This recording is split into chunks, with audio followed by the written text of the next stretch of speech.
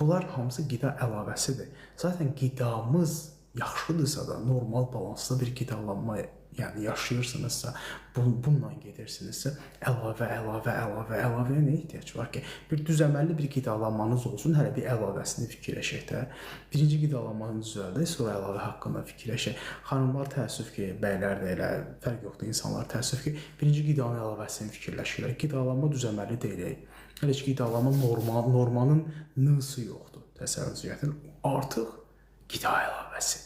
Maqnezium içirəm, selen içirəm. Ha, qurban olum. Şüyüd yi, maqneziumu da var, seleni də var. Ay, nə bilim, kələm yi, maqneziumu da var, seleni də var içində, yodu da var içində. Yod qəbul edirəm. Bir dənə kələmdir də, götürdün, yedin. İçində hər şey var da. Sənin üçün ora düzəldiblər. Özü elə belə düzəltməyiblər.